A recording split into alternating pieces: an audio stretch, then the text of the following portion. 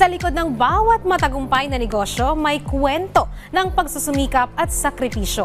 Isang simpleng pangarap ang nagsilbing simula para sa isang business owner na ngayon ay mayroon ng successful na negosyo. Kaya samahan natin siyang balikan ang kanyang kwento dito sa Negosyo Tayo.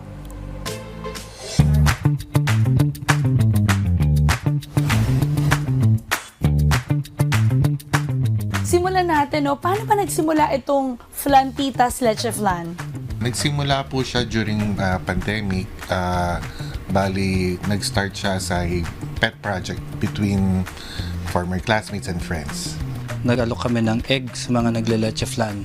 So may na-meet kami ng mga customer, eventually naging friends namin. Nag-ask kami ng help na magkaroon din ng business na leche flan. So tinulungan nila kami. So dun sa pandemic na yun, nahirapan lang kami in a way dahil most of the business is online. Wala kami masyadong alam sa online.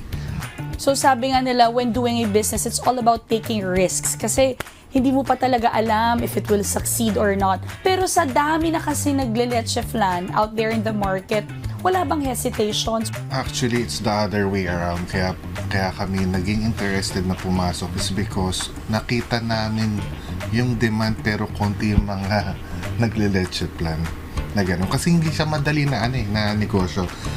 One, ang pinaka-risk nito is yung madaling masira ang leche plan. So yung storage-wise, yung forecasting, etc., production-wise, mahirap talaga. So hindi siya ganun kadali. Pero in terms of the demand, meron. But what sets your leche flan apart from the others? Anong kakaiba sa leche flan niyo if you will describe your leche flan? Yun nga, sa leche flan namin, more on ano talaga siya, pure egg yolk yung ginagamit namin. And then yung formulation ng gatas, tapos more organic, di kami gumagamit ng mga preservatives. So yun yung ano namin.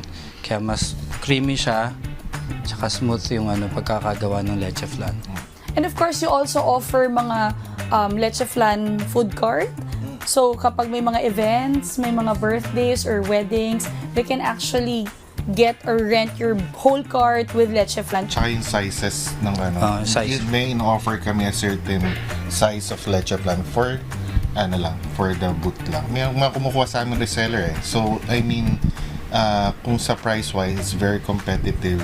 And yun nga, nakakapag-mark up pa yung mga resellers So, very, very competitive siya. Nakakapagbigay pa kami ng income sa ibang tao. Anong mga tips or advice would you like to give to those aspiring entrepreneurs na gusto rin pumasok sa ganitong klase ng business? Siguro, as an advice din sa mga gustong pumasok sa negosyo, try to find a certain niche. Kahit sabi mong pare-pare siya lang leche plan, kasi sa amin parang namin, objective namin is to parang maging available siya sa malalayo. Kasi karaniwan ang gumagawa ng leche plan nasa Manila.